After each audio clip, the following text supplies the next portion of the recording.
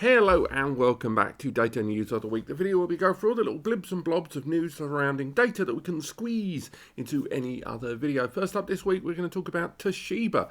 That is right, they have been publishing their roadmap for the next number of years and where they're going in terms of storage and some of the data storage techniques they're going to be employing. Now, whenever I talk about Toshiba here on the channel, it has to be said that I don't really talk about them as much as many of the other brands. When I have talked about them a lot recently, it's been when Synology have adapted their drive. So I think a lot of the stuff we're going to talk about here, if Synology continue with that partnership with them, are things that we're going to be seeing on their own brand drives as well. Now, on this roadmap that they published, they talked a lot about where they're going with their storage, reaching dizzy heights of 40 TB, they hope, by 2026. Now, this is going to be utilising a number of different techniques and upgrades in their storage.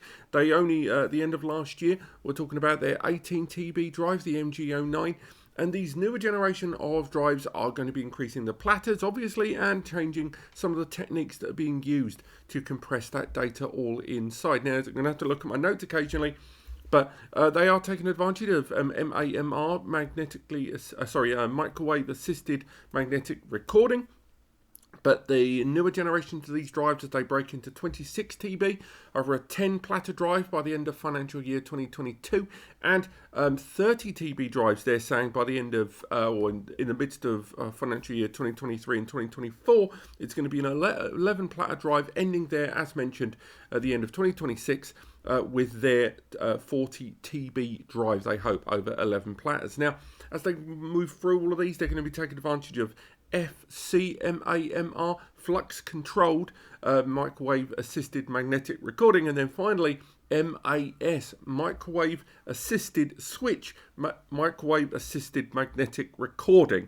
Man alive, that's long. But a lot of us, when we're looking at what Toshiba are saying here about these drives, do highlight that Seagate and WD seem to be aiming a little higher, and Toshiba are arguably being a little bit safe here with a number of these choices along the way. Maybe they're, they don't have the market share that the other two brands have, arguably. They're still a big name out there, but still, nonetheless, it's great to see that they're still publishing this roadmap and where they're going with their storage, particularly when they are a hard drive brand that is utilised by third parties in pre-built systems. So again, a lot of the time, a lot of these developments are going to be affecting client hardware in our home or business environment that we may not even know that they are inside of. Still, this is still good news. Next up, a quick one, moving over to the subject of SSDs. We're going to talk again about the Sabrent Rocket 4 Plus, an SSD series we've talked about in the channel quite a lot with PC benchmarks, and we've done lots of testing there on PS5, and they've even popped up on Data News of the Week a couple of times with their 8 TB drive as well, which I don't know if it's commercially available yet, but we did see testing knocking around on websites. I think John Coulter, the OG over on Tweaktown, I think he did a full review of the 8 TB as well. But their Rocket series is now going to start arriving with 176 layer NAND. That's right, that B47R Micron NAND chip there, which would have got a higher performance possibility there, better energy consumption there, and allows the Phison controller, which can take advantage of faster NAND, which, if you're using SSDs that have got 96 layer TLC SSD NAND there, that runs at around 1200 megatransfers MTS. This 176 layer NAND can go up to 1600 megatransfers there. So again, this can lead to improvements in read-write latency of around 20 to 30%. We've seen that with a lot of SSD brands arriving on the scene with their PCIe Gen 4 SSDs, which have got the speeds there exceeding that 7000, hitting 7.1, 7.2 and even 7.3, particularly in the write performance improving as well. There's not a huge amount of clarity right now, for me at least, whether they're just going to roll out future releases of the Rocket 4 Plus to include that 176 layer NAND, the B47. But I would say that if they could differentiate it, it would make things probably for retailers a lot easier, and particularly for buyers who want to buy the Rocket 4 Plus product are probably going to be like, they're just about to click buy, and then they go, wait, is this the one with that new Micron NAND? I say new, it's still been around for a year. But still, nonetheless, this was kind of one of the big selling points of things like the Firecuda series.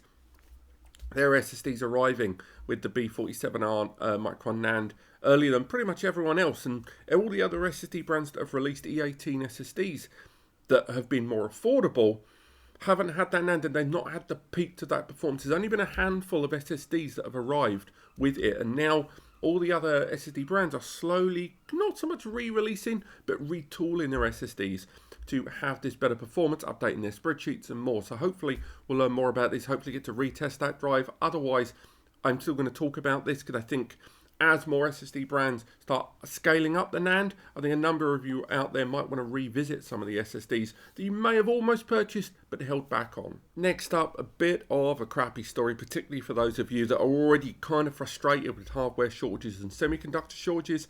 There's been a huge contamination of material at WD's NAND facilities. Again, this is a collaborative kind of factory out there that's being utilized by Coaxia and WD. And at the moment, WD have released press releases they have lost. In terms of NAND and storage quantity, this contamination, again, it's not hugely clear whether the contamination stems from water filtration or the materials themselves, but it has led to a loss of 6.5 exabytes of data. That's about 7 million, I think, billion gigabytes or 7 million terabytes there. Now, it's still not over yet because people are still wondering about the Coaxia side. And there are people over on Bloomberg, there's an analyst there that says it could go as high as 16 exabytes there, which is an enormous amount of lost potential data there. And we're already dealing with shortages in a lot of the components and stuff that we use. Again, I think it would be remiss not to at least highlight there are probably other SSD manufacturers out there that are sitting on the fence going, oh, that's terrible, we are going to make a killing. Don't be surprised if that's actually going to happen. But still, like, there are long-term commitments already for a lot of this NAND from these factories being utilized in phones, PCs, tablets, all kinds of devices, and of course, SSDs. They're going to have an existing quantity of storage and NAND for building of these components already, but that is going to deplete. They're always going to be planning ahead. So the real effects of this almost certainly are not going to be felt until much, much, much later in this year. So again, stay on top of this, have a little look and see what happens when the final loss total of this horrible contamination affair actually hits. And finally, a new NAS. Terramaster have unveiled their newest generation NAS for their new series that I think they're slowly going to be rolling out. And this device, when I first saw it, I've got to say, I was left with a lot of questions. I think it is an interesting bit of kit. They're definitely going a bit left field on this one, and there is a market for it. But again, and more I read the specs, the more it surprised me. This is a desktop 9-bay NAS, and it arrives in what looks like a rack mount form, but it's not. It is a desktop sitting on its side. It's a 9-bay, so 9 bays of storage there on the front, which is already quite an unusual number. It arrives with that N5105, the N5000 processor there. So again, it's the choice of N5105 or N5095 at the point of production. Very little difference between them. This system also arrives with two 2.5 GB ports there, which is great. Let's face it, I think everyone should be jumping on board with 2.5 GB at least by now, at least as an alternative to 1 GB. It also arrives with 8 GB of memory. It also features one M2 NVMe upgrade slot there. Now, I'm assuming these are limitations brought on by the chipset and the processor there in terms of the lanes available to it.